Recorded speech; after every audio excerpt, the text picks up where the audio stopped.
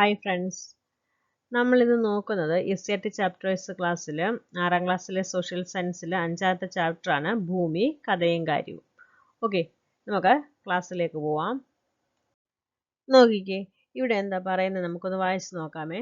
BC 2ാം നൂറ്റാണ്ടിലെ ഒരു പുരാതന പട്ടണം. ജനങ്ങളെല്ലാവരും ആഹ്ലാദ തിമിർപ്പിലാണ്. കാരണം തങ്ങളുടെ രാജകുമാരൻ അയൽരാജ്യത്തെ അതീവ സുന്ദരിയായ രാജകുമാരി വിവാഹം ചെയ്ത് രാജ്യത്തേക്ക് എഴുന്നള്ളുന്ന ദിവസമാണ്. അവരെ വരവേൽക്കാൻ രാജവീതിയുടെ ഇരുവശങ്ങളിലും ജനങ്ങൾ തിങ്ങി നിറഞ്ഞിരുന്നു. രാജകുമാരിയെ കാണുന്നതിനേക്കാൾ കൗതുകത്തോടെ അവർ വീക്ഷിച്ചത് വിവാഹ സമ്മാനങ്ങളായി ലഭിച്ച കുതിരയുടെ ഉടലും മനുഷ്യന്റെ തലയുമുള്ള കൂറ്റൻ സ്വർണ്ണപ്രതിമയായിരുന്നു. ആഘോഷദിനങ്ങൾ അധികനാൾ നിലനിന്നില്ല. ആ പട്ടണം അതിരൂക്ഷമായ ഒരു വരൾച്ചയിൽപ്പെട്ടു. വരൾച്ചയുടെ കാരണവും പ്രതിവിധിയും അറിയുന്നതിനായി രാജാവ് രാജ്യത്തുള്ള ജ്യോതിഷ പണ്ഡിതന്മാരെ വിളിച്ചു ചേർത്തു. രാജകുമാരന് വിവാഹ സമ്മാനമായി ലഭിച്ച സ്വർണ്ണപ്രതിമ രാജ്യത്ത് കൊണ്ടുവന്ന ദൗർഭാഗ്യമാണ് വരൾച്ചയ്ക്കുള്ള കാരണമായി അവർ കണ്ടെത്തിയത്. പ്രതിവിധിയായി അവർ നിർദ്ദേശിച്ചു, സ്വർണ്ണപ്രതിമയെ ഭൂമിയുടെ അറ്റത്ത് കൊണ്ടുപോയി താഴേക്ക് ഉപേക്ഷിക്കുക. നോക്കിക്കേ, ആ കഥയിലൂടെ എന്താ പറയുന്നതെന്ന്. സ്വർണ്ണപ്രതിമയെ ഭൂമിയുടെ അറ്റത്ത് നിന്ന് താഴേക്ക് വലിച്ചെറിയുവാൻ അവർക്ക് കഴിഞ്ഞിരിക്കുമോ? വളരെ കാലം ആളുകൾ വിശ്വസിച്ചിരുന്നത് ഭൂമി പരന്നതാണ് എന്നത്രേ. ഭൂമിയുടെ ആകൃതിയെക്കുറിച്ച് ധാരണകൾ പുരാതന കാലം മുതൽക്കേ ജനങ്ങൾക്ക് ആശയക്കുഴപ്പം സൃഷ്ടിച്ചിരുന്നു. ഭൂമിയുടെ ആകൃതിയെക്കുറിച്ച് പ്രചരിച്ചിട്ടുള്ള കഥകൾ പലപ്പോഴും ഭാവനാപൂർവവും രസകരവുമാണ്. അപ്പോൾ ആ കഥയിലൂടെ പറയുന്ന ഒരേ ഒരു കാര്യം എന്താണ്? ഭൂമിയുടെ അറ്റം അല്ലേ? നോക്കിക്കേ, ഭൂമിയുടെ ആകൃതി വിശ്വാസങ്ങളിൽ നിന്ന് വസ്തുതകളിലേക്ക്. BC 7ാം നൂറ്റാണ്ടിൽ ജീവിച്ചിരുന്ന ഗ്രീക്ക് തത്വചിന്തകനായ തെയിൽസ് ആണ് ഭൂമിക്ക് ഗോളാകൃതിയാണെന്ന ആശയം ആദ്യമായി മുന്നോട്ട് വെച്ചത്. തെയിൽസ്, അദ്ദേഹത്തിന്റെ ചിത്രം ഇവിടെ കാണിച്ചിട്ടുണ്ട്, കണ്ടോ? എന്നാൽ ഈ ഗോളം ജലത്തിൽ പൊങ്ങിക്കിടക്കുന്നുവെന്നാണ് അദ്ദേഹം വിശ്വസിച്ചിരുന്നത്. ഗ്രീക്ക് തത്വചിന്തകന്മാരായ പൈതഗോറസും അരിസ്റ്റോട്ടിലുമാണ് ഭൂമിക്ക് ഗോളാകൃതിയാണെന്ന് സ്ഥാപിച്ചത്. ആ കാലഘട്ടത്തിൽ ഈ ആശയത്തോട് വളരെയധികം വിയോജിപ്പുകൾ ഉണ്ടായിരുന്നു. പിന്നീട് കോപ്പർനിക്കസ് ഈ ആശയത്തെ ശക്തമായി പിന്താങ്ങി. നോക്കിക്കേ, പൈതഗോറസിന്റെയും അരിസ്റ്റോട്ടലിന്റെയും ചിത്രം കാണിച്ചിട്ടുണ്ട്, അതോടൊപ്പം കോപ്പർനിക്കസിന്റെയും കാണിച്ചിട്ടുണ്ട്. ഭാരതീയ ജ്യോതിശാസ്ത്രജ്ഞനായ ആര്യഭടൻ ഭൂമിക്ക് ഗോളാകൃതിയാണെന്നും സാങ്കല്പിക അച്ചുതണ്ടിൽ അത് സ്വയം കറങ്ങുന്നുവെന്നും ഉറച്ച് വിശ്വസിച്ചിരുന്നു. ആര്യഭടന്റെ ചിത്രവും ഇതൊക്കെ വരച്ചേക്കുന്ന ചിത്രങ്ങളാണ് കേട്ടോ, കാണിച്ചിട്ടുണ്ട്. ഓക്കെ, വർഷങ്ങൾക്ക് ശേഷം മഗല്ലൻ എന്ന നാവികന്റെ ലോകം ചുറ്റിയുള്ള കപ്പൽ യാത്ര ഭൂമി ഉരുണ്ടതാണെന്ന് തെളിയിച്ചു. മഗല്ലന്റെ ചിത്രവും കാണിച്ചിട്ടുണ്ട്. നമ്മൾ ഹിസ്റ്ററിയിലൊക്കെ ഇദ്ദേഹത്തെ കുറിച്ച് പറയുന്നില്ലേ? ഓക്കെ, സർ ഐസക് ന്യൂട്ടൻ ഭൂമിക്ക് കൃത്യമായ ഗോളത്തിന്റെ ആകൃതിയല്ലെന്ന് കണ്ടെത്തി. ആരാണ്? ഐസക് ന്യൂട്ടൻ ആണ് കണ്ടെത്തുന്നത് ഭൂമിക്ക് കൃത്യമായ ഗോളത്തിന്റെ ആകൃതിയല്ലെന്ന്. പിന്നെന്താണ്? ധ്രുവപ്രദേശങ്ങൾ അല്പം പരന്നതും മധ്യഭാഗം ചെറുതായി വീർത്തതുമായ ഗോളാകൃതിയാണെന്ന് അദ്ദേഹം സ്ഥാപിച്ചു. ധ്രുവങ്ങൾ അല്പം പരന്നതും മധ്യഭാഗം ചെറുതായി വീർത്തതുമായ ഗോളാകൃതി എന്താ പറയുന്നത്? ജിയോയിഡ് എന്നാണ് പറയുന്നത്. ധ്രുവങ്ങൾ അല്പം പരന്നതും മധ്യഭാഗം ചെറുതായി വീർത്തതുമായ ഗോളാകൃതിയെ ജിയോയിഡ് എന്ന് വിളിക്കുന്നു. ജിയോയിഡ് എന്ന പദത്തിനർത്ഥം എന്താണ്? ഭൂമിയുടെ ആകൃതി, എർത്ത് ഷേപ്പ് എന്നാണ്. ഓക്കെ, സർ ഐസക് ന്യൂട്ടന്റെ ചിത്രം ഇവിടെ കാണിച്ചിട്ടുണ്ട്. ഇന്ന് ബഹിരാകാശ ചിത്രങ്ങളിൽ നിന്ന് ഭൂമിയുടെ ആകൃതി നമുക്കേറെ വ്യക്തമാണ്. ഓക്കെ, അമ്പമ്പോ എത്ര വലുതാണ് ഈ ഭൂമി? ഭൂമിയുടെ വലുപ്പത്തെക്കുറിച്ചാണ് പറയുന്നത്. അപ്പോൾ ഇവിടെ നമുക്ക് മനസ്സിലാവുന്ന ഒരു രീതിയിൽ പറയുന്നത് എന്താണെന്ന് വായിച്ചു നോക്കാം. നിങ്ങളുടെ വീട്ടിൽ നിന്നും സ്കൂളിലേക്ക് എത്ര ദൂരമുണ്ട്? ഇത്രയും ദൂരം നിങ്ങൾ നടന്നു പോകുന്നുവെങ്കിൽ സ്കൂളിൽ എത്തിച്ചേരാൻ എത്ര സമയം വേണ്ടിവരും? കാനഡക്കാരനായ ജീൻ ബലിവോ എന്ന സാഹസിക സഞ്ചാരിക്ക് കാൽനടയായും കപ്പൽ യാത്ര ചെയ്തും ഭൂമിയെ വലം വയ്ക്കാൻ എത്ര വർഷം വേണ്ടി വന്നു? എത്രയാണ്? ഏകദേശം 11 വർഷങ്ങൾ. അപ്പോൾ അദ്ദേഹം കാൽനടയായും കപ്പൽ യാത്ര ചെയ്തും ഭൂമിയെ വലം വെച്ചത് ഏകദേശം എത്ര വർഷങ്ങൾ എടുത്താണ്? 11 വർഷങ്ങൾ. അപ്പോൾ 11 വർഷങ്ങൾ അദ്ദേഹം എടുത്തു ഭൂമിയെ വലം വയ്ക്കാൻ. അപ്പോൾ ഭൂമിയുടെ വലിപ്പം നമ്മൾ ഊഹിക്കാനാണ് പറഞ്ഞേക്കുന്നത്. അപ്പോൾ അത്രത്തോളം വലുതാണ് നമ്മുടെ ഭൂമി. നാം വസിക്കുന്ന ഈ ഗോളത്തിന്റെ ചുറ്റളവ് ഏകദേശം 40,000 കിലോമീറ്റർ ആണ്. ഓക്കെ. ഭൂമിയുടെ വലിപ്പം കണ്ടെത്തുവാൻ ആദ്യമായി ശ്രമിച്ചത് ആരാണെന്നറിയാമോ? BC 3-ാം നൂറ്റാണ്ടിൽ ഗ്രീക്ക് തത്വചിന്തകനായ ഇറാസ്തോസനീസ് സൂര്യരശ്മികൾ ഭൂമിയിൽ പതിക്കുന്നതിന്റെ കോണളവിനെ മാത്രം ആശ്രയിച്ചാണ് ഭൂമിയുടെ ചുറ്റളവ് 2,50,000 സ്റ്റേഡിയ, ഗ്രീസിൽ അക്കാലത്ത് ദൂരം അളക്കാൻ ഉപയോഗിച്ചിരുന്ന യൂണിറ്റ്. അപ്പോൾ 2,50,000 സ്റ്റേഡിയ എന്ന് കണ്ടെത്തിയത്. ഭൂമിയുടെ യഥാർത്ഥ ചുറ്റളവിനോട് ഏകദേശം അടുത്തു നിൽക്കുന്ന ഈ കണക്ക് അദ്ദേഹം കണ്ടെത്തിയത് ഇന്നത്തെ പോലെ സംവിധാനങ്ങൾ ഒന്നുമില്ലാതിരുന്ന കാലഘട്ടത്തിലാണെന്ന് ഓർക്കണം. ഭൂമിയിൽ ഞാൻ എവിടെയാണ്? ഇത്രയും ഒരു വലിയ ഭൂമിയിൽ നമ്മൾ എവിടെയാണെന്ന് ചിന്തിച്ചിട്ടുണ്ടോ എന്ന് ചോദിക്കുവാണ്. ഏഷ്യ വൻകരയിൽ, ഇന്ത്യയിൽ, കേരളത്തിൽ എന്നിങ്ങനെ നമുക്ക് ഈ ചോദ്യത്തിന് ഉത്തരം നൽകാം. ഭൂമിയിൽ ഒരു വസ്തുവിനും പ്രദേശത്തിനും കൃത്യമായ സ്ഥാനങ്ങളുണ്ട്. സ്ഥാനനിർണയം നടത്തുന്നതാകട്ടെ ചില അളവുകളുടെ അടിസ്ഥാനത്തിലുമാണ്. ഗോളാകൃതിയിലുള്ളതും അതിവിശാലവുമായ ഈ ഭൂമിയിൽ നാം എങ്ങനെ ഒരു പ്രദേശത്തിന്റെയോ വസ്തുവിന്റെയോ സ്ഥാനം കണ്ടെത്തും? നോക്കിക്കേ, ഇവിടെ ഒരു പന്തിന്റെ ചിത്രം കാണിച്ചിട്ടുണ്ട്. അപ്പോൾ അവിടെ എന്താണ്? ഒരു വാഹനത്തിന്റെ ചിത്രം എന്ത് ചെയ്തിട്ടുണ്ട്? ഒട്ടിച്ചിട്ടുണ്ട്. അപ്പോൾ നമ്മൾ എങ്ങനെയാണ് ഇതിന്റെ സ്ഥാനം പറയുന്നത്? ഇത് എവിടെയാണ്? ഒരു ബോളാണല്ലേ. ബോളിന് നമുക്ക് കൃത്യമായിട്ട് സ്ഥാനം പറയാൻ സാധിക്കുമോ? മുകളിലെന്നോ താഴെയെന്നോ മധ്യഭാഗത്തെന്നോ അരികിലെന്നോ ഒക്കെ പറയാൻ സാധിക്കുമോ? ഇല്ല. അത് ഗോളാകൃതി ആയതിനാൽ നമുക്ക് കൃത്യമായിട്ടൊരു ഉത്തരം പറയാൻ സാധിക്കത്തില്ല. ശരിയല്ലേ? പന്തിന് ഗോളാകൃതി ആയതിനാൽ ഈ ഉത്തരങ്ങളൊന്നും തന്നെ നമുക്ക് കൃത്യമായിട്ട് പറയാൻ സാധിക്കത്തില്ല. അപ്പോൾ കൃത്യമായിട്ട് എന്ത് ചെയ്യണം? നമുക്ക് ഒരു സ്ഥാനം പറയണം. അതിനെന്ത് ചെയ്യണം? നമുക്ക് ഈ ബോളിന് നെടുകയും കുറുകയും എന്ത് ചെയ്യണം? വരകൾ ഇടണം. ഓക്കെ.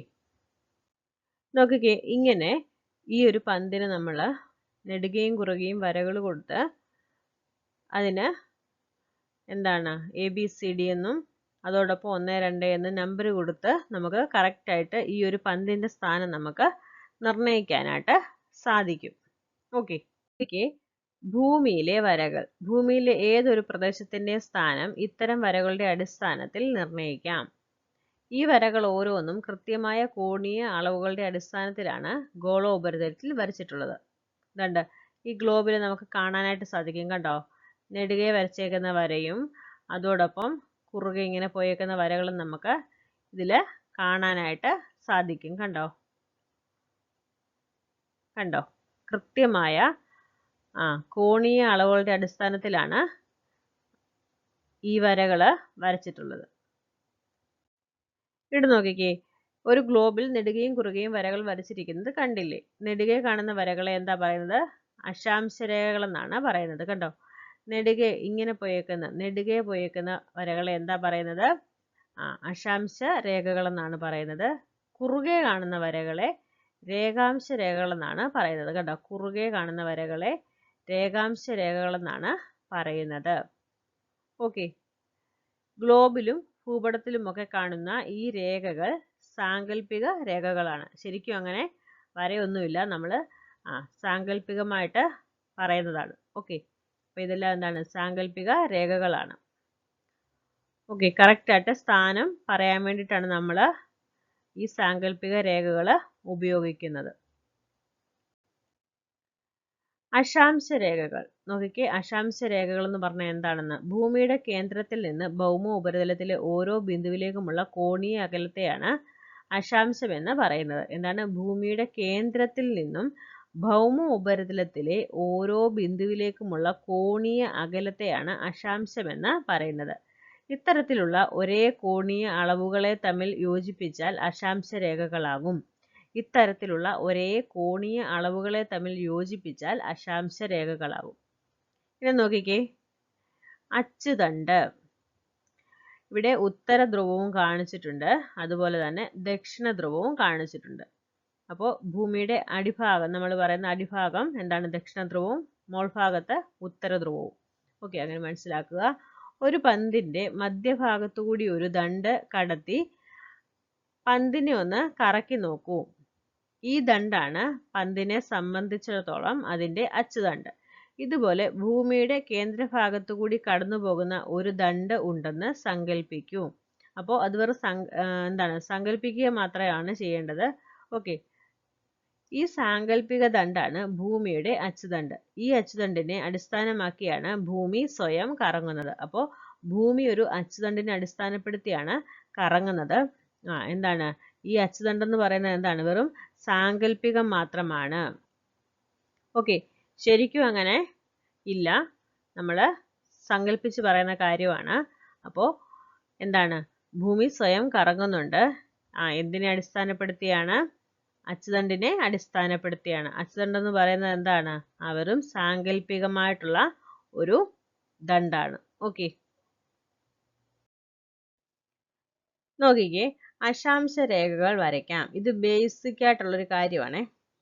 എങ്ങനെയാണ് നമ്മുടെ ഈ ഗ്ലോബിലൊക്കെ അക്ഷാംശ രേഖകൾ വരയ്ക്കുന്നതെന്നാണ്. അപ്പോൾ ഒറ്റൊരു പോയിന്റേ ഉള്ളൂ, നമുക്കത് മനസ്സിലാക്കാം എന്തായാലും. അതുകൊണ്ട് ഇതൊന്ന് വായിച്ചു നോക്കാം. കുട്ടികൾക്ക് മനസ്സിലാകുന്ന രീതിയിൽ കൊടുത്തേക്കുവാണ്, നമുക്കും അതിപ്പോൾ എളുപ്പത്തിൽ മനസ്സിലാവും. ഓക്കെ, എന്താ പറയുന്നത് നോക്ക്. ഉള്ളു പൊള്ളയല്ലാത്ത ഒരു പന്തിനെ നെടുകെ ഛേദിക്കും. നമ്മൾ ഗണിത ലാബിലൊക്കെ കണ്ടിട്ടുണ്ട്, അർദ്ധവൃത്താകൃതിയിലുള്ള രൂപം കണ്ടിട്ടുണ്ട് അല്ലേ? അപ്പോൾ അതുപോലെ തന്നെ എന്താണ്? ഉള്ളു പൊള്ളയായിരിക്കരുത്. എന്തിനാണ്? ഇങ്ങനെ വരച്ച് നമുക്ക് ചേർക്കണം. നോക്കിക്കേ, എന്നിട്ട് എന്തോ ചെയ്യണം? എന്നിട്ട് 0 ഡിഗ്രി മുതൽ 90 ഡിഗ്രി വരെ കോണളവുകൾ രേഖപ്പെടുത്തണം. അതിനുശേഷം എന്ത് ചെയ്യണം? ചിത്രത്തിൽ കാണിച്ചിരിക്കുന്നത് പോലെ പന്തിന്റെ ഉപരിതലത്തിലൂടെ, അതിന്റെ പുറം ഭാഗത്ത്, അതിന്റെ ഈ ഉപരിതലത്തിലൂടെ നമ്മൾ എന്തോ ചെയ്യണം? പൊട്ടുകൾ ഒട്ടിച്ചു കൊടുക്കണം. ഈ റെഡ് കളർ കാണിച്ചിട്ടുണ്ട്. പൊട്ടുകൾ ഒട്ടിച്ചു കൊടുക്കണം. അല്ലെങ്കിൽ എന്തോ ചെയ്യണം? നിര തെറ്റാതെ നമുക്ക് വര വരച്ച് കൊടുക്കാം. അപ്പോൾ ഇതിങ്ങനെ വര വരച്ച് അപ്പുറത്തെ സൈഡിലും ഇങ്ങനെ കൊടുക്കണം. കണ്ടോ? അതുകൊണ്ട് ഇവിടെ ഒരെണ്ണം ഇപ്പുറത്ത് കാണിച്ചിട്ടുണ്ട്. അതുകൊണ്ട് ഇതുപോലെ നിര തെറ്റാതെ ഇത് ഫുള്ള് അങ്ങനെ വരച്ച് ചേർക്കണം. എന്നിട്ട് എന്താ പറയുന്നത്? അടുത്ത പകുതിയിലും അങ്ങനെ തന്നെ വരച്ചിട്ട് ഈ രണ്ട് അർദ്ധവൃത്തങ്ങളും തമ്മിൽ എന്തോ ചെയ്യണം? കൂട്ടി യോജിപ്പിക്കണം. അപ്പം നമുക്ക് ഒരു ഗ്ലോബ് പോലെ കിട്ടും. അപ്പോൾ എങ്ങനെയാണ്?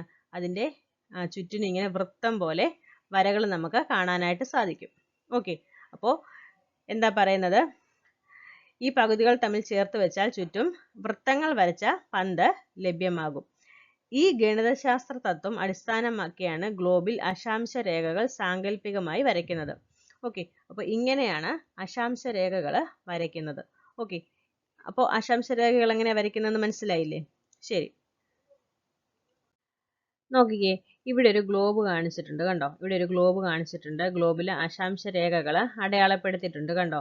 അക്ഷാംശ രേഖകൾ അടയാളപ്പെടുത്തിയിട്ടുണ്ട്. ഭൂമിയുടെ മധ്യത്തിൽ കൂടി അക്ഷാംശ രേഖകൾ പോകുന്നുണ്ട്. അതിൻ്റെ ഇരുവശങ്ങളിലൂടെയും അക്ഷാംശ രേഖകൾ പോകുന്നുണ്ട്. എന്താണ് സംഭവിക്കുന്നത്?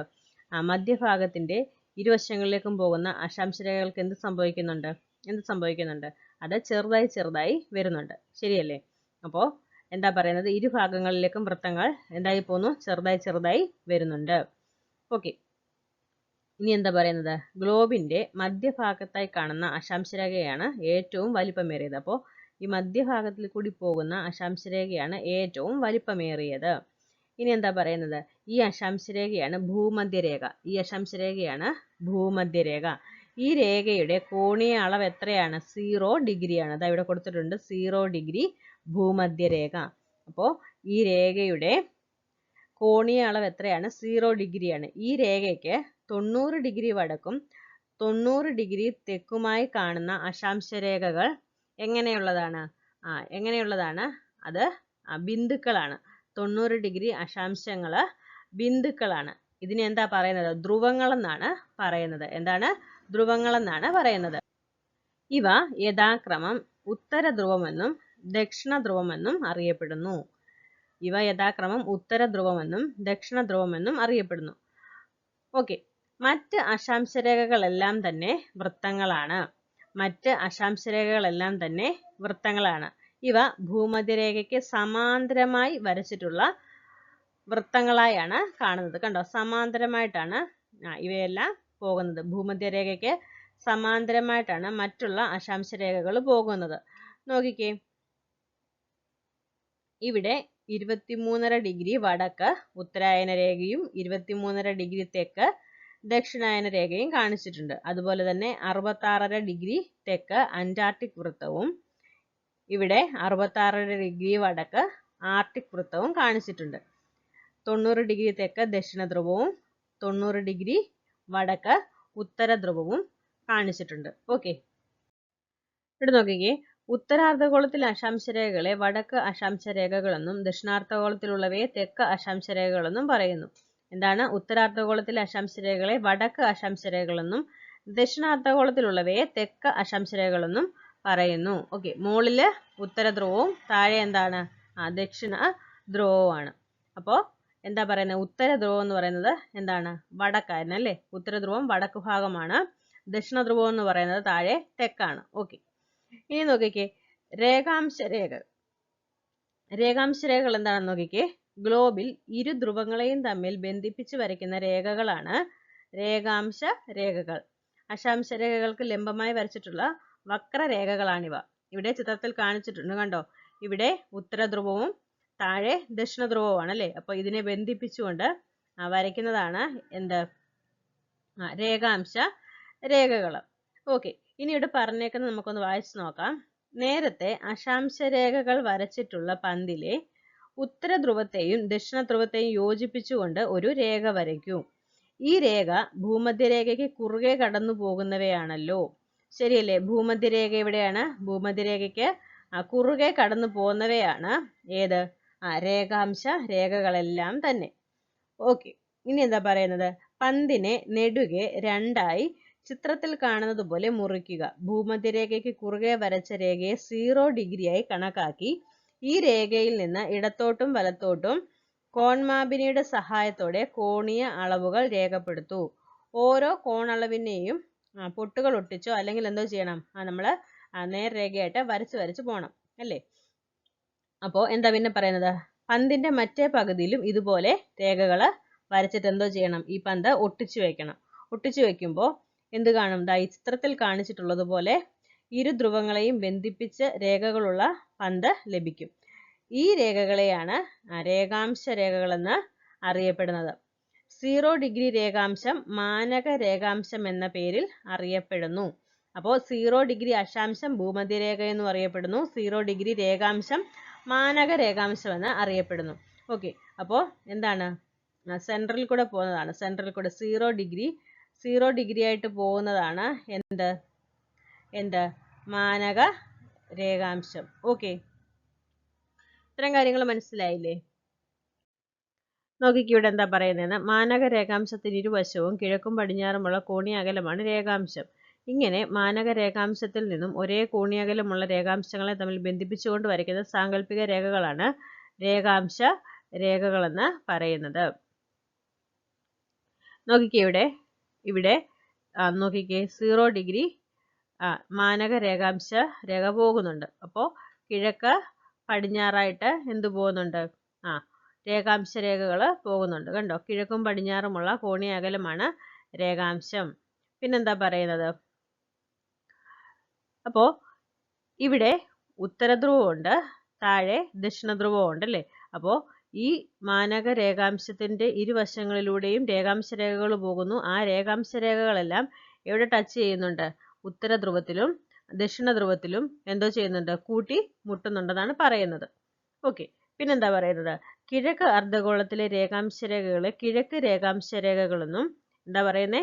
കിഴക്ക് അർദ്ധഗോളത്തിലെ രേഖാംശ രേഖകൾ എന്തോ പറയും? കിഴക്ക് രേഖാംശ രേഖകളെന്നും, പടിഞ്ഞാറ് അർദ്ധഗോളത്തിലുള്ളവയെ പടിഞ്ഞാറ് രേഖാംശ രേഖകളെന്നും വിളിക്കുന്നു. ഓക്കെ, ഇനി ചില പോയിന്റുകൾ ക്രോഡീകരിച്ച് പറയാം, അതൊന്ന് ശ്രദ്ധിച്ച് കേട്ടേക്കുക. മാനക രേഖാംശത്തിന് ഇരുവശവും ഭൂമിയുടെ കേന്ദ്രത്തിൽ നിന്നുള്ള കോണീയ അകലമാണ് രേഖാംശം. അത് നമ്മൾ പറഞ്ഞായിരുന്നു. പിന്നെന്താ പറയുന്നത്? രേഖാംശ രേഖകൾ അക്ഷാംശ രേഖകൾക്ക് ലംബമായിട്ടാണ് പോകുന്നത്. ശരിയല്ലേ? നമുക്കറിയാം എന്താണ്? ഈ പോകുന്നതൊക്കെ അക്ഷാംശ രേഖകളാണ് അല്ലേ? ഈ വൃത്താകൃതിയിൽ പോകുന്നതെല്ലാം എന്താണ്? അക്ഷാംശ രേഖകളാണ്. അപ്പോൾ അക്ഷാംശ രേഖകൾക്ക് ലംബമായിട്ടാണ് ആര് പോകുന്നത്? രേഖാംശ രേഖകൾ പോകുന്നത്. ഓക്കെ, പിന്നെന്താ പറയുന്നത്? 0 ഡിഗ്രി രേഖാംശം മാനക രേഖാംശ രേഖ എന്ന് അറിയപ്പെടുന്നു. ഗ്രീനിച്ച് രേഖ എന്ന് അറിയപ്പെടുന്നു. 0 ഡിഗ്രി രേഖാംശ രേഖ മാനക രേഖാംശ രേഖ എന്നറിയുന്നു. അതുപോലെ തന്നെ 0 ഡിഗ്രി അക്ഷാംശ രേഖ എങ്ങനെ അറിയപ്പെടുന്നത്? ഭൂമധ്യ രേഖ എന്ന് ആണ് അറിയപ്പെടുന്നത്. ഓക്കെ, പിന്നെന്താ പറയുന്നത്? ഒരേ അളവിലുള്ള രേഖാംശങ്ങൾ ചേർത്ത് വരച്ചാൽ രേഖാംശ രേഖകളാകും. എന്താ പറയുന്നത്? ഒരേ അളവിലുള്ള രേഖാംശങ്ങൾ ചേർത്ത് വരച്ചാൽ രേഖാംശ രേഖകളാകും. രേഖാംശ രേഖകൾ ധ്രുവങ്ങളിൽ കൂടിച്ചേരുന്നു. നമ്മൾ പറഞ്ഞായിരുന്നു എന്താണ്? രേഖാംശ രേഖകൾ ധ്രുവങ്ങളിൽ ഉത്തര ധ്രുവത്തിലും ദക്ഷിണ ധ്രുവത്തിലും കൂടിച്ചേരുന്നുണ്ട്. മാനക രേഖാംശ രേഖയ്ക്ക് എതിർവശത്തുള്ള രേഖാംശ രേഖയാണ് 180 ഡിഗ്രി രേഖാംശ രേഖ, അതായത് അന്താരാഷ്ട്ര ദിനാങ്ക രേഖ. എന്താ പറയുന്നേ? മാനക രേഖാംശ രേഖയ്ക്ക് എതിർവശത്തുള്ള, ഇതവിടെ അടയാളപ്പെടുത്തിയിട്ടുണ്ട്. മാനക രേഖാംശ രേഖയ്ക്ക് എതിർവശത്തുള്ള രേഖാംശ രേഖയാണ് 180 ഡിഗ്രി രേഖാംശ രേഖ. ഓക്കെ, 0 ഡിഗ്രി, 180 ഡിഗ്രി എന്നീ രേഖാംശങ്ങൾ ഭൂമിയെ കിഴക്ക് അർദ്ധഗോളമെന്നും പടിഞ്ഞാറ് അർദ്ധഗോളമെന്നും വിഭജിക്കുന്നു. എന്താ പറയുന്നത്? 0 ഡിഗ്രി, 180 ഡിഗ്രി എന്നീ രേഖാംശങ്ങൾ ഭൂമിയെ കിഴക്ക് അർദ്ധഗോളം, പടിഞ്ഞാറ് അർദ്ധഗോളം എന്നിങ്ങനെ വിഭജിക്കുന്നു. ഓക്കെ, നോക്കിക്കേ, ഭൂമിയിൽ ഒരു സ്ഥലത്തിന്റെ കൃത്യമായ സ്ഥാനം നിർണ്ണയിക്കുന്നത് അക്ഷാംശരേഖകളെയും രേഖാംശരേഖകളെയും അടിസ്ഥാനമാക്കിയാണ്. നമ്മൾ ആദ്യം ഒരു ബോളൊക്കെ വെച്ചിട്ട് നോക്കിയായിരുന്നു അല്ലേ? അപ്പോൾ നമുക്ക് കറക്റ്റായിട്ട് ഭൂമിയിൽ എവിടെയാണ് എന്താണെന്നൊക്കെ കണ്ടുപിടിക്കണമെങ്കിൽ എങ്ങനെയാണ്? അക്ഷാംശരേഖകളെയും രേഖാംശരേഖകളെയും അടിസ്ഥാനമാക്കിയാണ് കൃത്യമായ സ്ഥാനം നിർണ്ണയിക്കുന്നത്. ഓക്കെ, ഇവിടെ ഒരു ഭൂപടം കാണിച്ചിട്ടുണ്ട്. നമ്മുടെ ഇന്ത്യയുടെ സ്ഥാനം ഏതൊക്കെ അക്ഷാംശരേഖകളുടെ ഇടയിലാണെന്ന്, അല്ലെങ്കിൽ ഏതൊക്കെ രേഖാംശ രേഖകളുടെ ഇടയിലാണെന്ന് നോക്കാം. നോക്കിക്കേ, ഇവിടെ 8 ഡിഗ്രി വടക്കിനും 38 ഡിഗ്രി വടക്കിനും ഇടയിലാണ് നമ്മുടെ ഇന്ത്യയുടെ സ്ഥാനം. അതെന്താണ്? അത് അക്ഷാംശ വ്യാപ്തിയാണ് പറയുന്നത്. 8 ഡിഗ്രി വടക്ക്, 38 ഡിഗ്രി വടക്ക്. ഓക്കെ, ഇത് എക്സാമിന് ചോദിക്കുന്നതാണ്. അതുപോലെ തന്നെ 68 ഡിഗ്രി കിഴക്കും 98 ഡിഗ്രി കിഴക്കും. രേഖാംശ വ്യാപ്തി 68 ഡിഗ്രി കിഴക്ക്, 98 ഡിഗ്രി കിഴക്ക്. അപ്പോൾ ഇതിനിടയിലാണ് നമ്മുടെ ഇന്ത്യയുടെ സ്ഥാനം. ഓക്കെ, ഇവിടെ ഇന്ത്യയുടെയും നേപ്പാളിൻ്റെയും USA-യുടെയും ചൈനയുടെയും അക്ഷാംശ വ്യാപ്തിയും രേഖാംശ വ്യാപ്തിയും പറഞ്ഞിട്ടുണ്ട്. ഓക്കെ, അത് നമുക്ക് നോക്കാം. ഇന്ത്യയുടെ നമ്മളിപ്പോൾ പറഞ്ഞു 8 ഡിഗ്രി വടക്കിനും 38 ഡിഗ്രി വടക്കിനും ഇടയിലാണ്. രേഖാംശ വ്യാപ്തി എങ്ങനെയാണ്? 68 ഡിഗ്രി കിഴക്കിനും 98 ഡിഗ്രി കിഴക്കിനും ഇടയിലാണ്. അപ്പോൾ ഇത് നമുക്ക് എന്താണ്? മാപ്പ് ഉപയോഗിച്ച് നോക്കുവാണെങ്കിൽ നമുക്ക് പെട്ടെന്ന് ഇത് മനസ്സിലാക്കാൻ സാധിക്കും. അപ്പോൾ അത് കാണിക്കാനുള്ളൊരു സൗകര്യക്കുറവ് കൊണ്ടാണ്. നോക്കിക്കേ, നേപ്പാൾ 26 ഡിഗ്രി വടക്കിനും 30 ഡിഗ്രി വടക്കിനും ഇടയിലാണ്. അതുപോലെ തന്നെ രേഖാംശ വ്യാപ്തി എങ്ങനെയാണ്? 80 ഡിഗ്രി കിഴക്കിനും 88 ഡിഗ്രി കിഴക്കിനും ഇടയിലാണ് ആരുടെ സ്ഥാനം? നേപ്പാളിൻ്റെ സ്ഥാനം. USA-യുടെ നോക്കിക്കേ, അക്ഷാംശ വ്യാപ്തി 24 ഡിഗ്രി വടക്കിനും 49 ഡിഗ്രി വടക്കിനും ഇടയിലാണ്. രേഖാംശ വ്യാപ്തി 66 ഡിഗ്രി പടിഞ്ഞാറിനും 125 ഡിഗ്രി പടിഞ്ഞാറിനും ഇടയിലായാണ് ആരുടെ സ്ഥാനം? USA-യുടെ സ്ഥാനം. ഇനി ചൈനയുടെ നോക്കിക്കേ, 18 ഡിഗ്രി വടക്കിനും 54 ഡിഗ്രി വടക്കിനും ഇടയിലാണ്. എന്താണ്? 18 ഡിഗ്രി വടക്കിനും 54 ഡിഗ്രി വടക്കിനും ഇടയിലാണ് ആരുടെ സ്ഥാനം? ചൈനയുടെ അക്ഷാംശ വ്യാപ്തി. അതുപോലെ നോക്കിക്കേ, രേഖാംശ വ്യാപ്തി എത്രയാണ്? 74 ഡിഗ്രി കിഴക്കിനും 135 ഡിഗ്രി കിഴക്കിനും ഇടയിലായിട്ടാണ് ചൈനയുടെ രേഖാംശ വ്യാപ്തി. ഓക്കെ, നോക്കിക്കേ, ഗ്രീനിച്ച് രേഖ ചിത്രത്തിൽ കാണിച്ചിട്ടുള്ളതുപോലെ ഉത്തര ദക്ഷിണ ധ്രുവത്തെ തമ്മിൽ ബന്ധിപ്പിച്ച് ചിത്രീകരിച്ചിട്ടുള്ള സാങ്കല്പിക രേഖകളാണ് രേഖാംശ രേഖകൾ. നമുക്കറിയാം, ഉത്തര ധ്രുവത്തെയും ദക്ഷിണ ധ്രുവത്തെയും ബന്ധിപ്പിച്ച് ആര് പോകുന്നുണ്ട്? രേഖാംശ രേഖകൾ പോകുന്നുണ്ടല്ലേ? മേളിലും താഴെ അത് കൂട്ടിമുട്ടുന്നുണ്ടെന്ന് നമ്മൾ ഓൾറെഡി പറഞ്ഞു. ഇനി എന്താ പറയുന്നത്? 1 ഡിഗ്രി കോണീയ അകലത്തിലാകെ 360 രേഖാംശ രേഖകളാണ് ചിത്രീകരിച്ചിട്ടുള്ളത്. അപ്പോൾ 1 ഡിഗ്രി കോണീയ അകലത്തിൽ എത്ര രേഖാംശ രേഖകളുണ്ട്? 360. 0 ഡിഗ്രി രേഖാംശ രേഖയെ അടിസ്ഥാന രേഖാംശ രേഖയായി കണക്കാക്കുന്നു. അപ്പോൾ 0 ഡിഗ്രി രേഖാംശ രേഖയെ എങ്ങനെയാണ് അടിസ്ഥാന രേഖാംശ രേഖയായി കണക്കാക്കുന്നു. ആഗോള സമയനിർണയത്തിന്റെ ആധാരം 0 ഡിഗ്രി രേഖാംശ രേഖയാണ്. എന്താണ്? ആഗോള സമയനിർണയത്തിന്റെ ആധാരം 0 ഡിഗ്രി രേഖാംശ രേഖയാണ്. ഇംഗ്ലണ്ടിലെ ഗ്രീനിച്ച് വാന നിരീക്ഷണശാല സ്ഥിതി ചെയ്യുന്ന സ്ഥലത്തുകൂടി കടന്നു പോകുന്നത് കൊണ്ടാണ് 0 ഡിഗ്രി രേഖാംശ രേഖയെ ഗ്രീനിച്ച് രേഖ എന്ന് വിളിക്കുന്നത്. എന്താണ്? ഇംഗ്ലണ്ടിലെ ഗ്രീനിച്ച് വാന നിരീക്ഷണശാല സ്ഥിതി ചെയ്യുന്ന സ്ഥലത്തുകൂടി കടന്നു പോകുന്നത് കൊണ്ടാണ് 0 ഡിഗ്രി രേഖാംശ രേഖയെ ഗ്രീനിച്ച് രേഖ എന്ന് വിളിക്കുന്നത്. ഓക്കെ, നോക്കിക്കേ, അന്താരാഷ്ട്ര ദിനാങ്ക രേഖ. ഗ്രീനിച്ച് രേഖയിൽ നിന്ന് 180 ഡിഗ്രി കോണീയ അകലത്തിൽ വരയ്ക്കുന്ന രേഖാംശ രേഖയാണ് അന്താരാഷ്ട്ര ദിനാങ്ക രേഖ, ഇന്റർനാഷണൽ ഡേറ്റ് ലൈൻ. ഭൂഗോളം ചുറ്റി യാത്ര ചെയ്യുമ്പോൾ ഭൂമിയുടെ ഭ്രമണം മൂലം കാലഗണനയിൽ ഒരു കലണ്ടർ ദിനത്തിന്റെ കുറവോ കൂടുതലോ ഉണ്ടാകുന്നു. ഈ രേഖയ്ക്ക് കിഴക്കുഭാഗത്തുള്ള തീയതി പടിഞ്ഞാറുള്ളതിനേക്കാൾ ഒരു ദിവസം കുറവായിരിക്കും. അന്താരാഷ്ട്ര ദിനാങ്ക രേഖയുടെ ഇരുവശത്തുമായി ശാന്തസമുദ്രത്തിൽ സ്ഥിതി ചെയ്യുന്ന 2 ദ്വീപ് രാജ്യങ്ങളാണ് ഫിജിയും അമേരിക്കൻ സമോവയും. ഫിജി അന്താരാഷ്ട്ര ദിനാങ്ക രേഖയുടെ പടിഞ്ഞാറ് ഭാഗത്ത് സ്ഥിതി ചെയ്യുന്നു. സമോവ കിഴക്കുഭാഗത്ത്. സമോവയിൽ 22/5/2015 ആയിരിക്കുമ്പോൾ ഫിജിയിൽ 23/5/2015 ആയിരിക്കും. അന്താരാഷ്ട്ര ദിനാങ്ക രേഖ ഏതെങ്കിലും രാജ്യത്തിലൂടെ കടന്നു പോകുന്നുവെന്ന് കരുതുക. അങ്ങനെയെങ്കിൽ ഒരു രാജ്യത്തിനകത്ത് തന്നെ ദിനാങ്ക രേഖയുടെ ഇരുവശത്തും 2 കലണ്ടർ ദിനങ്ങളായിരിക്കില്ലേ? ഈ പ്രശ്നം ഒഴിവാക്കുന്നതിനായി ദിനാങ്ക രേഖ പൂർണ്ണമായും സമുദ്രഭാഗത്തൂടി കടന്നു പോകും വിധമാണ് രേഖപ്പെടുത്തിയിട്ടുള്ളത്. പസഫിക് സമുദ്രത്തിലെ ജനവാസമുള്ള ദ്വീപുകളെ ഒഴിവാക്കുന്നതിനായി ദിനാങ്ക രേഖയിൽ ചില ക്രമീകരണങ്ങൾ വരുത്തിയിട്ടുണ്ട്. അതായത് ദിനാങ്ക രേഖ മറ്റു രേഖകളെ പോലെ നേർരേഖയിലല്ല വരച്ചിട്ടുള്ളത്. ഇവിടെ തന്നെ ചിത്രം കാണിച്ചിട്ടുണ്ട്, കണ്ടോ? ഓക്കെ, നോക്കിക്കേ, ഭൂമിയിലെ ഏതാണ്ട് വിപരീത വശങ്ങളിലെ 2 സ്ഥലങ്ങളിൽ താമസിക്കുന്ന കുട്ടികളാണ് അലീനയും അമ്മുവും. അലീന അമേരിക്കൻ ഐക്യനാടുകളിലെ കാലിഫോർണിയയിലും അമ്മു കേരളത്തിലും. ഗ്ലോബ് പരിശോധിച്ചാൽ ഈ സ്ഥലങ്ങൾ വിപരീത ദിശയിലാണെന്ന് മനസ്സിലാകും. അമ്മു രാവിലെ സ്കൂളിലേക്ക് പോകുമ്പോൾ അലീന രാത്രിയിൽ ഉറങ്ങുകയാണ്. അലീന രാവിലെ സ്കൂളിലേക്ക് പോകുമ്പോഴോ അമ്മുവിൻ്റെ നാട്ടിൽ രാത്രിയായിരിക്കും. ഭൂമിയിൽ ഒരു ഭാഗത്ത് പകൽ അനുഭവപ്പെടുമ്പോൾ നേരെ മറുഭാഗത്ത് രാത്രിയായിരിക്കും.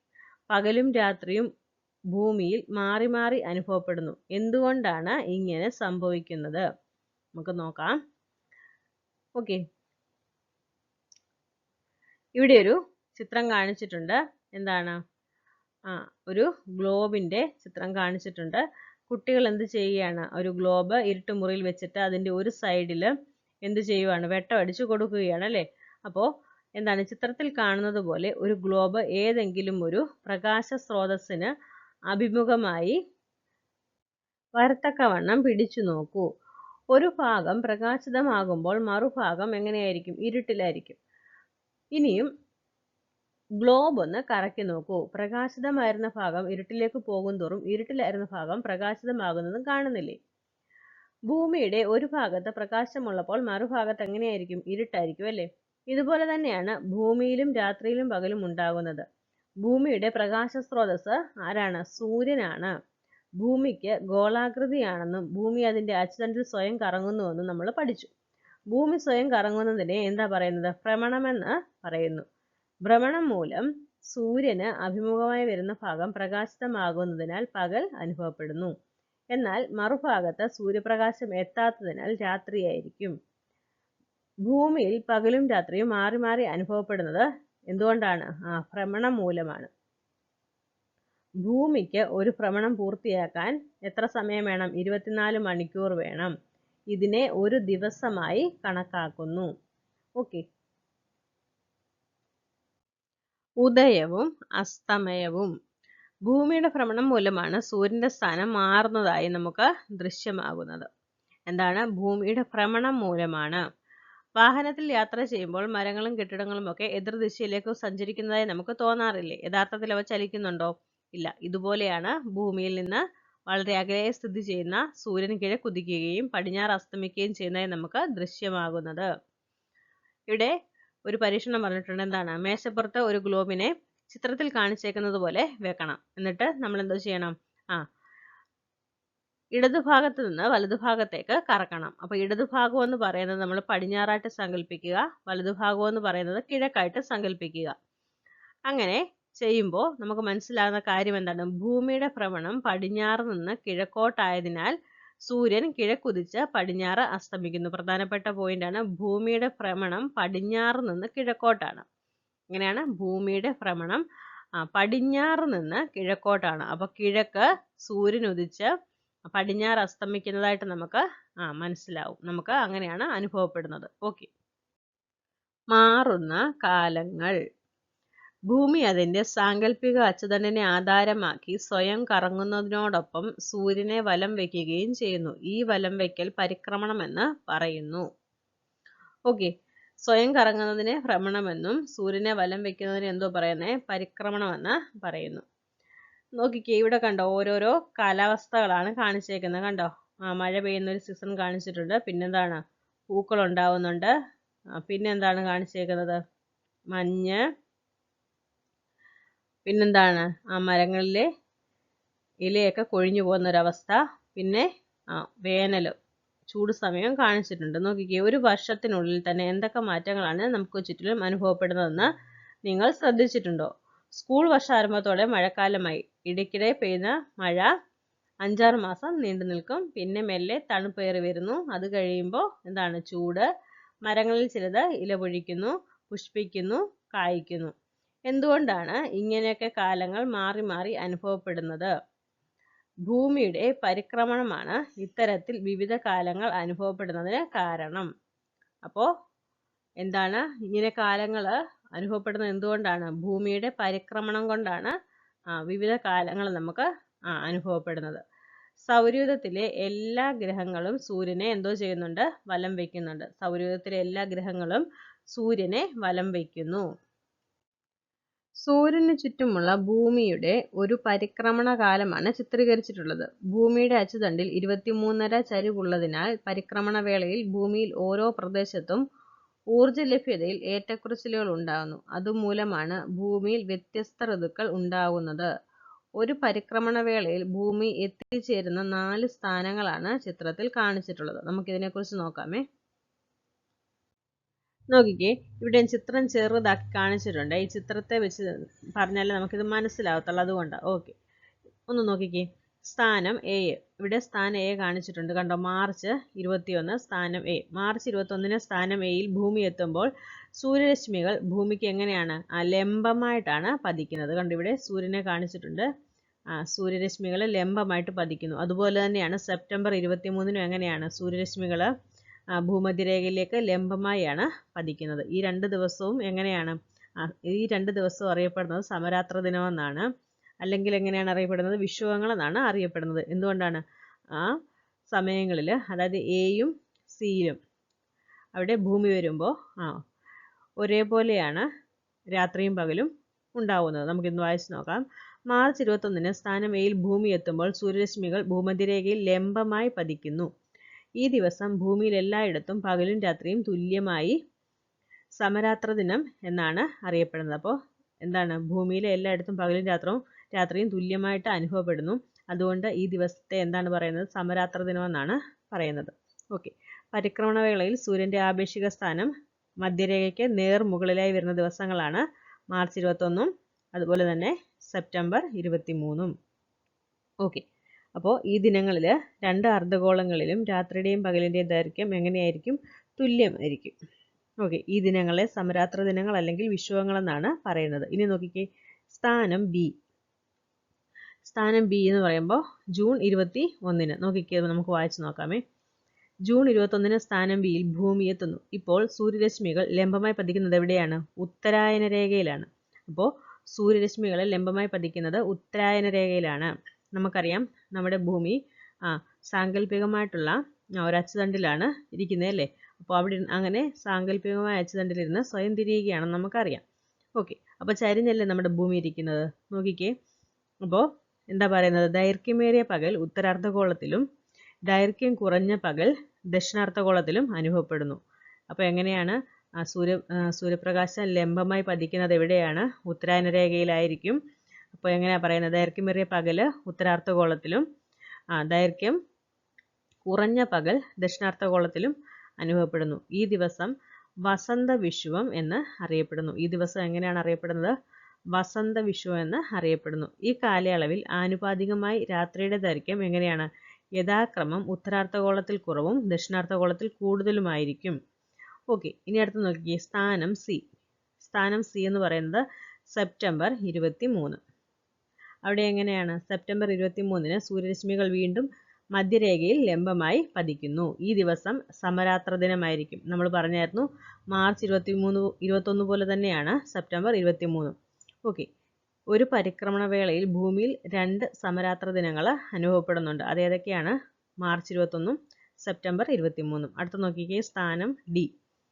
ഡിസംബർ 22-ന് സൂര്യരശ്മികൾ ദക്ഷിണായന രേഖയിൽ ലംബമായി പതിക്കുന്നു. ഡിസംബർ 22 ആവുമ്പോൾ ദക്ഷിണായന രേഖയിലെ സൂര്യരശ്മികൾ ലംബമായി പതിക്കുന്നു. അപ്പോൾ പകലിൻ്റെ ദൈർഘ്യം എങ്ങനെയായിരിക്കും? കൂടുതലായിരിക്കും. ദക്ഷിണാർദ്ധഗോളത്തിലും രാത്രിയുടെ ദൈർഘ്യം കൂടുതൽ ഉത്തരാർദ്ധഗോളത്തിലും ആയിരിക്കും. എന്താ പറയുന്നത്? അപ്പോൾ പകലിൻ്റെ ദൈർഘ്യം കൂടുതൽ എവിടെയാണ്? ദക്ഷിണാർദ്ധഗോളത്തിലും രാത്രിയുടെ ദൈർഘ്യം കൂടുതൽ ഉത്തരാർദ്ധഗോളത്തിലുമായിരിക്കും. ഡിസംബർ 22 ശരത് വിഷുവം എന്ന് അറിയപ്പെടുന്നു. ഓക്കെ, മാർച്ച് 21 മുതൽ സെപ്റ്റംബർ 23 വരെയുള്ള മാസങ്ങളിൽ സൗരോർജ്ജ ലഭ്യത കൂടുതൽ ഉത്തരാർദ്ധഗോളത്തിലാണ്. ഈ കാലയളവിൽ ഉയർന്ന താപം അനുഭവപ്പെടുന്ന ഉത്തരാർദ്ധഗോളത്തിൽ ഉഷ്ണകാലവും കുറഞ്ഞ അളവിൽ താപം ലഭിക്കുന്ന ദക്ഷിണാർദ്ധഗോളത്തിൽ ശൈത്യകാലവും അനുഭവപ്പെടുന്നു. ഓക്കെ, ഇനി മനസ്സിലാക്കി വെക്കണം, മാർച്ച് 21 മുതൽ ജൂൺ 21 വരെ ഭൂമധ്യരേഖയിൽ നിന്ന് ഉത്തരായന രേഖയിലേക്ക് സൂര്യൻ്റെ അയനം. അപ്പോൾ ഉത്തരാർദ്ധഗോളത്തിലെ വസന്തവും ദക്ഷിണാർദ്ധഗോളത്തിലെ ഹേമന്തവുമായിരിക്കും. അതുപോലെ തന്നെ ജൂൺ 21 മുതൽ സെപ്റ്റംബർ 23 വരെ സൂര്യൻ്റെ അയനം ഉത്തരായന രേഖയിൽ നിന്ന് ഭൂമധ്യരേഖയിലേക്കായിരിക്കും. ഉത്തരാർദ്ധഗോളത്തിലെ ഗ്രീഷ്മവും ദക്ഷിണാർദ്ധഗോളത്തിലെ ശൈത്യവുമായിരിക്കും. ഓക്കെ, പിന്നെന്താ പറയുന്നത്, സെപ്റ്റംബർ 23 മുതൽ ഡിസംബർ 22 വരെ ഭൂമധ്യരേഖയിൽ നിന്ന് ദക്ഷിണായന രേഖയിലേക്ക് ഉത്തരാർദ്ധഗോളത്തിൽ ഹേമന്തവും ദക്ഷിണാർദ്ധഗോളത്തിൽ വസന്തവുമായിരിക്കും. ലാസ്റ്റിൽ ഡിസംബർ 22 മുതൽ മാർച്ച് 21 വരെ സൂര്യൻ്റെ അയനം എന്ന് പറയുന്നത് ദക്ഷിണായന രേഖയിൽ നിന്ന് ഭൂമധ്യരേഖയിലേക്ക് ആയിരിക്കുമ്പോൾ ഉത്തരാർദ്ധഗോളത്തിൽ ശൈത്യവും ദക്ഷിണാർദ്ധഗോളത്തിൽ ഗ്രീഷ്മവുമായിരിക്കും. ഓക്കെ, നമുക്കിത് ഋതുക്കൾ പഠിക്കുമ്പോൾ കൂടുതൽ വ്യക്തമായിട്ട് പഠിക്കാമേ. ശരി, ഇനി എന്താ പറയുന്നത്, ഒരു പരിക്രമണം പൂർത്തിയാക്കുവാൻ ഭൂമിക്ക് എത്ര ദിവസങ്ങളാണ് വേണ്ടി വരുന്നത്? കൃത്യമായി പറഞ്ഞാൽ 365 ദിവസങ്ങളാണ് വേണ്ടത്. ഇതാണ് ഒരു വർഷമെന്ന് അറിയപ്പെടുന്നത്. ഇനി ഇവിടെ പറഞ്ഞേക്കുന്ന വായിച്ച് നോക്കാം. ഒരു വിമാനത്തിൻ്റെ വേഗത എത്രയാണെന്നറിയാമോ? മണിക്കൂറിൽ ഏകദേശം 560 കിലോമീറ്റർ ആണ്. എന്നാൽ മണിക്കൂറിൽ ശരാശരി 96,000 കിലോമീറ്റർ വേഗതയിലാണ് ഭൂമിയുടെ പരിക്രമണം. ഓക്കെ, ഇനി അതിവർഷം, ലീപ് ഇയർ എന്താ നോക്കിക്കേ. ഒരു പരിക്രമണം പൂർത്തിയാക്കാൻ ഭൂമിക്ക് 365 ദിവസങ്ങൾ വേണ്ടിവരും. എന്നാൽ ഒരു വർഷത്തിന് 365 ദിവസങ്ങളാണ് ഉള്ളത്. ബാക്കിയുള്ള 1/4 ദിവസം 4 വർഷങ്ങൾ കൂടുമ്പോൾ ഒരു പൂർണ്ണ ദിവസമായി പരിഗണിക്കുന്നു. അങ്ങനെ ഓരോ 4ാമത്തെ വർഷത്തിലും 366 ദിവസങ്ങൾ ഉണ്ടാകും. ഇതാണ് അതിവർഷം. ഓക്കെ, നമ്മുടെ ഒരു ചാപ്റ്റർ കഴിഞ്ഞിട്ടുണ്ട്. വളരെ പ്രധാനപ്പെട്ട ഒരു ചാപ്റ്ററാണ്. ബേസിക്കായിട്ട് ഒരുപാട് കാര്യങ്ങൾ പഠിക്കാനുണ്ട്. തന്നെയുമല്ല ഒരുപാട് പ്രധാനപ്പെട്ട പോയിന്റ് ഈ ഒരു ചാപ്റ്ററിൽ പഠിക്കാനുണ്ട്. ഓക്കെ, നമുക്ക് വേറൊരു ക്ലാസ്സുമായിട്ട് കാണാം. ഈ ഒരു ക്ലാസ് നിങ്ങൾക്ക് ഉപകാരപ്പെട്ടെന്ന് വിശ്വസിക്കുന്നു. Okay, thank you.